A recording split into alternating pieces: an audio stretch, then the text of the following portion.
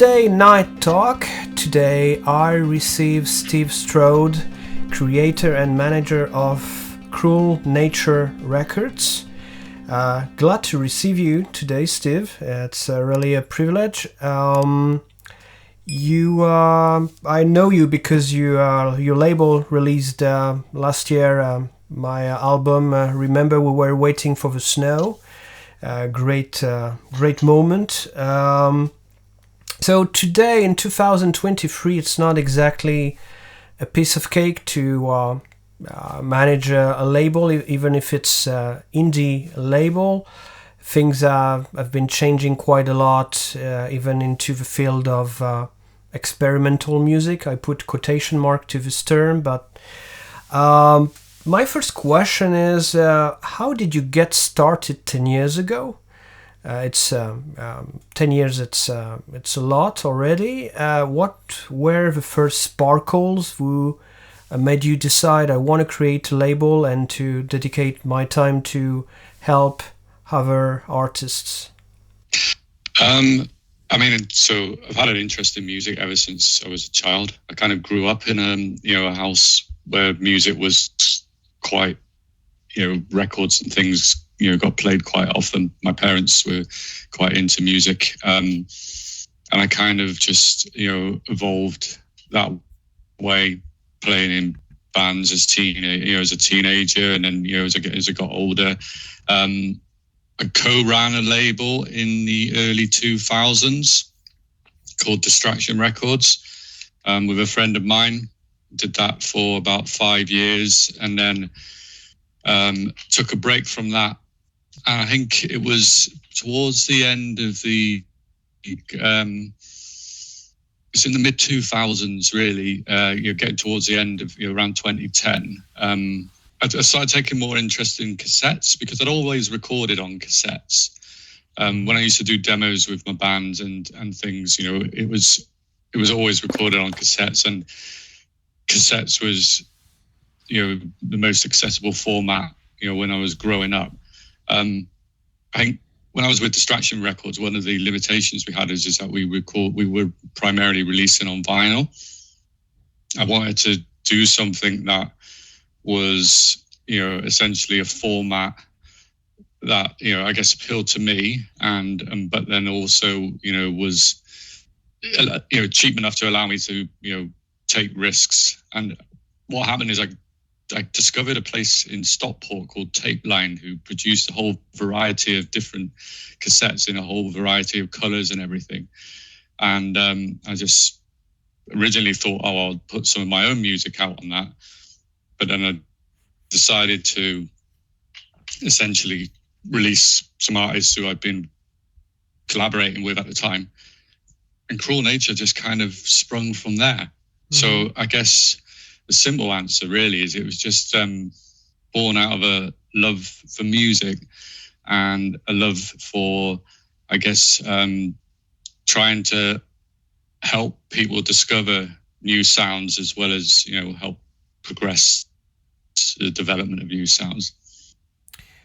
So yeah, there was no sort of like real, 5-10 year plan or anything like that. It was just evolved.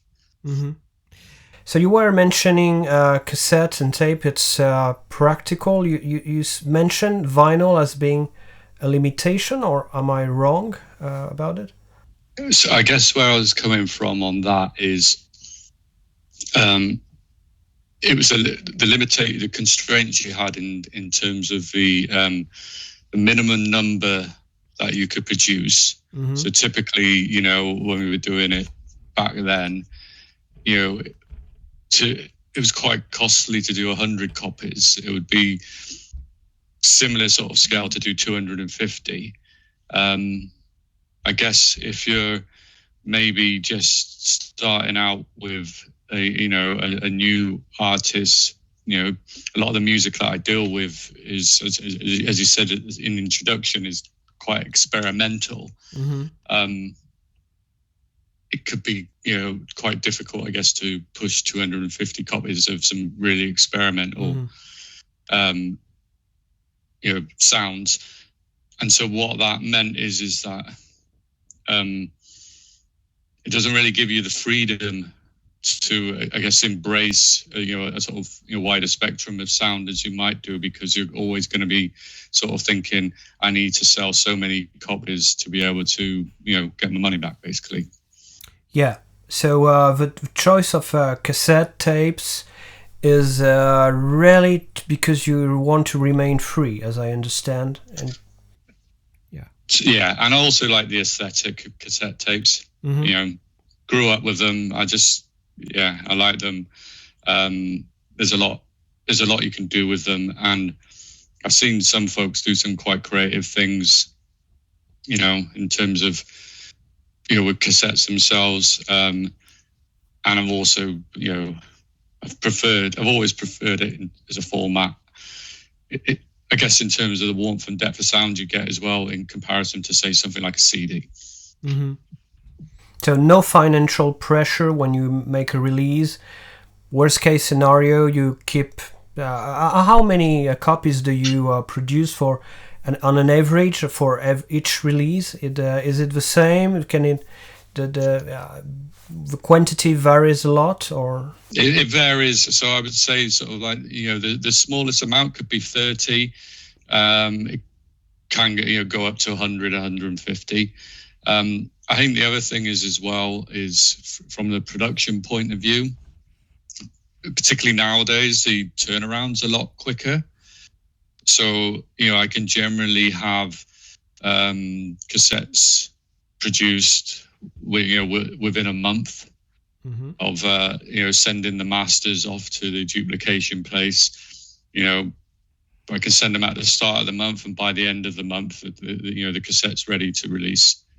And so what it means is if say, for example, I have a release and I'm not really sure how it's going to land, I can start out small, but then if we find on the pre-orders or, after they've sold, there's, the demand's there, you can quickly turn around, another set. So you get that flexibility as well. Yeah. Okay. Yeah, which does not happen with CD or vinyl. Sometimes you have to wait very long and yeah. Okay. What is particularly striking for me is when one have a look at your Bandcamp is the variety of style inside this experimental label thing. I mean, there can be some drone or very harsh noise things. There can be some electronic. There are some post-rockish things with a lot of lyricism and poetry.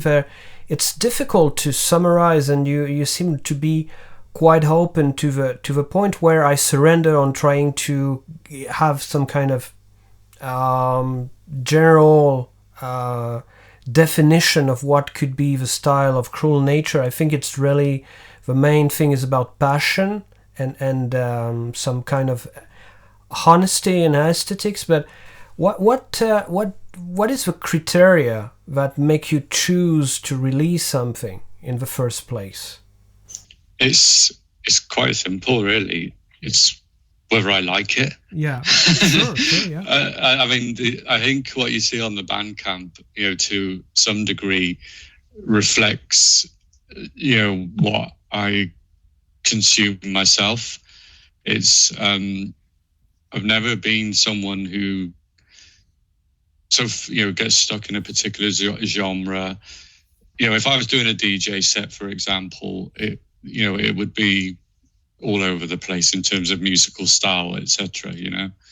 When I'm at home and I'm playing music, just flicking through, the records or something like that, I'll just be picking things out, in terms of, what I want to listen to, and you can get a whole variety of different styles, and I think that's effectively the label reflects that. And I guess, that's another thing I set out to do is the only criteria was fundamentally sonically the criteria was I had to like it. Mm-hmm. And a lot of the time it's something that grabs you as well, because I can usually tell within listening to the first sort of track or two or whatever, or something that's someone sent through to me. And I will listen to it. A lot of the stuff I will listen to it right, in its entirety, because sometimes it takes a while for things to grow. Mm-hmm. But a lot of the time, something will just grab me, and I think, yeah, I like that. I think one can feel it because on your label there are people who have a great fan base and who are in the field of experimental for a long time, like Aidan Baker. Well, it's all things considered, but also new artists. I really had a hot spot in my heart for Gvantia Narim, who is from Tbilisi in Georgia, and who is kind of artist who is quite, in the shadow, who don't want to expose herself.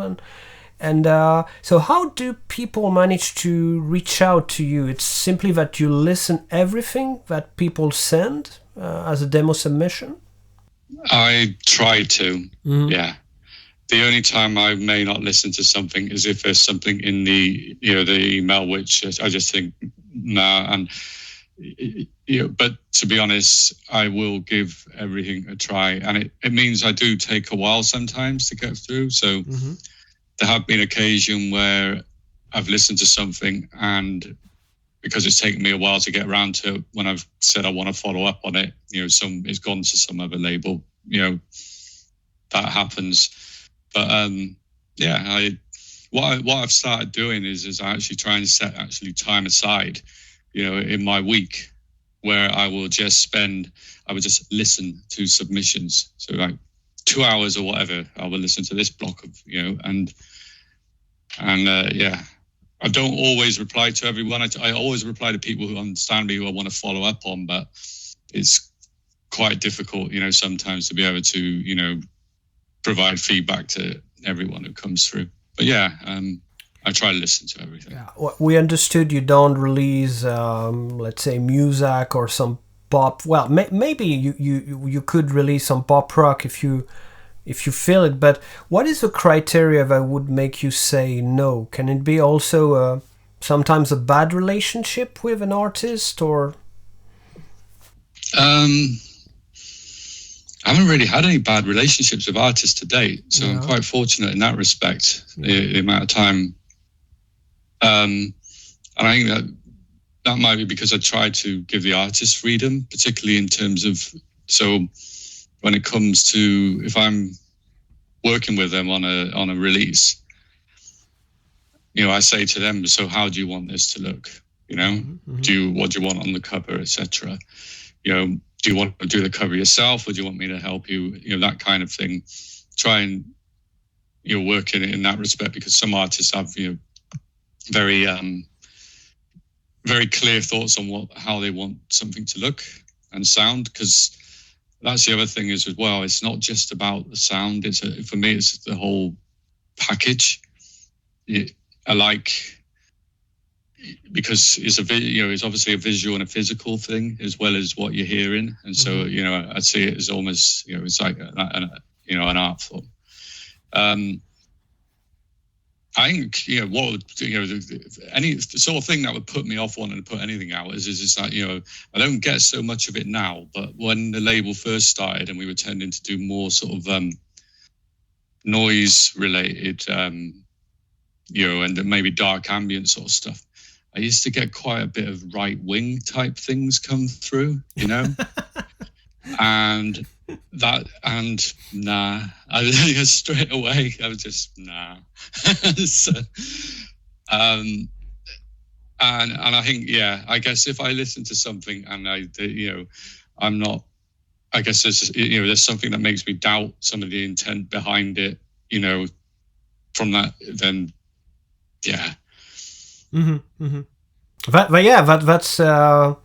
That's quite a consistent answer, and I understand. Recently, I made an interview of a Latvian composer who is really connected in his creation to religion, and he explained things by this means, which is all right. He has the right to, and there is a coherence into what he's saying. But I had a discussion with another person, and what I thought the limit would have been, for example, if because of religious reason he makes some statement about the right to abortion, of women's right, or gay or minorities, and inside the interview I would have said no, I cannot keep this. I perfectly understand your point. Yeah. So according to what I saw, you don't use streaming platforms. Well, for the record, we have to precise for the audience that if you buy an album on Bandcamp, you can use Bandcamp as a streaming platform where you have streaming for free, which is something that matters. And so far, Bandcamp seems to be the most interesting choice for you and many others artists. Is it well, putting on streaming platform is not that difficult or that expensive as it used to be. Can you elaborate on that? Is it don't you think it could bring sometimes some opportunities to the artists where you were working with, or I don't know? So I guess so I'm not adverse to streaming or streaming platforms, digital format or anything like that. I mean, that's one of the reasons why, unless an artist is very specific and says that they want it to just be cassette only, and there's been a couple of people I've worked with who have said that, they don't even want it to be available to stream on Bandcamp, then yeah, I'll stream it on Bandcamp. But I guess in terms of the other sort of streaming services, I leave that to the artist, really. If they want to make their work available on other streaming services, then yeah, they're free to go ahead. Because to be honest, it takes quite a degree of managing just the releases themselves in physical formats and etc., rather than having to manage and pay out royalties, etc., across multiple streaming services. When I mean, I think I'm up to about 280 releases now. So yeah, so that's the approach there. The artists are welcome to do whatever they want digitally with their work. It's their work. They can. I'll just handle the physical format of the cassette, and essentially once a release is, the physical release has reached a certain threshold, either sold out or I've managed to sort of cover certain sort of costs, etc. Then if they've got a Bandcamp, I'll just direct all the digital traffic to them. Yeah. Okay. Yeah. So for also, it seems that you are the only one in the team, and you get some help from someone else sometimes, or not at all? So Cruel Nature's run by me. So I deal with everything in terms of the curation of the releases, production of the releases. Obviously, understandably use a professional tape duplicator for them. Although I did when I first started the label, I used to do everything at home. So it was for the first 3 years of the label, it was pure DIY, where I used to dub the cassettes at home, get all the labels and the covers printed. My wife used to do a lot of the folding of the inlays because she's a lot better at that kind of thing than me. And it was a real sort of traditional DIY job. But then it became, I guess I was dealing with too many releases, and also I wanted the quality of the tapes to, I guess, be reflective of the music that was being given, and more sort of options, like the sort of digital printing that you can do on shelves. So I started getting them pro produced. But essentially, all of that, all the promotion, everything, I deal with all of that myself. So, I don't have paid for promo or PR, press or anything like that. I just deal with that myself. I guess the help I would get in this is, I get help sometimes, with designing inlays, etc. So James Watts, who he actually plays in a few Newcastle bands and runs his own label as well, Panorus Productions. I think he's been supporting Cruel Nature in terms of design work and doing inlay layouts and things like that for probably about 7 years or something now.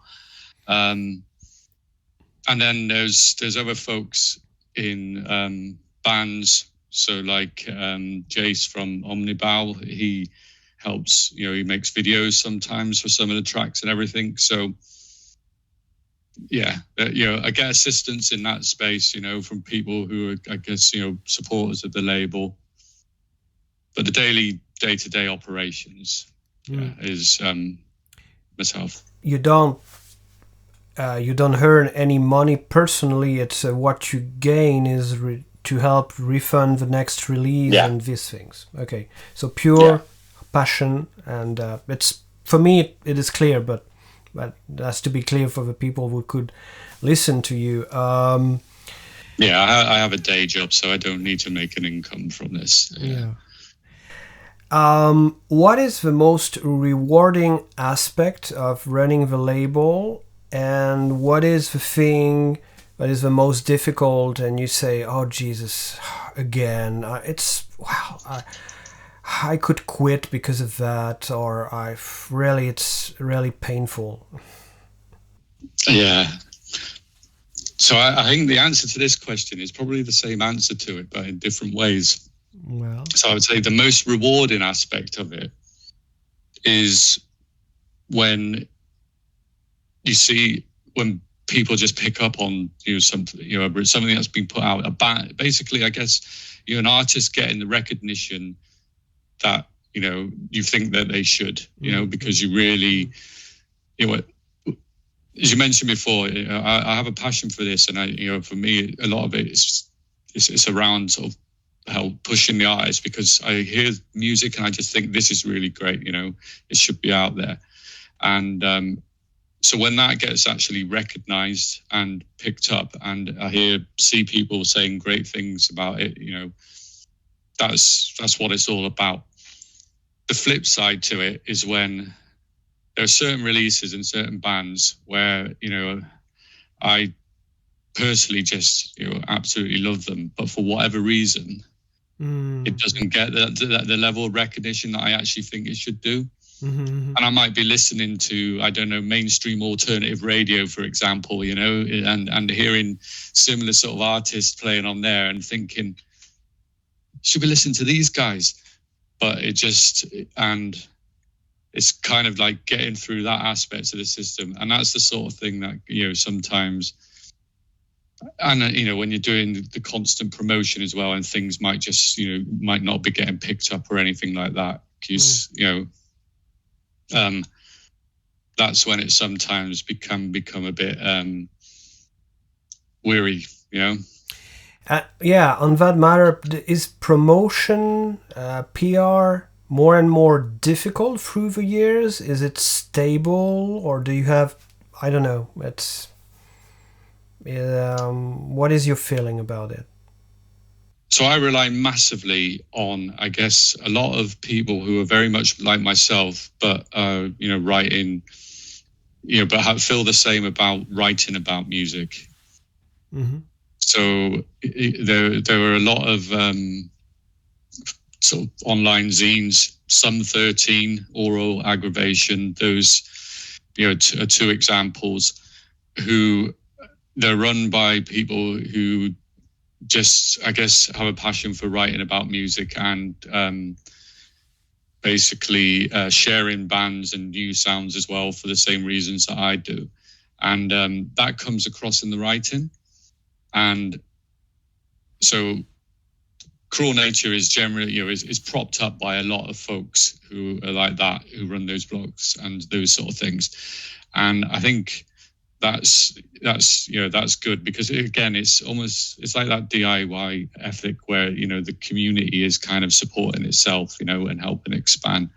I'm really grateful as well, I guess, for the support I get from more sort of larger publications like The Wire, for example. Mm-hmm. So they quite frequently review releases that we put out. I send them my monthly releases, and some get picked up, some of them don't.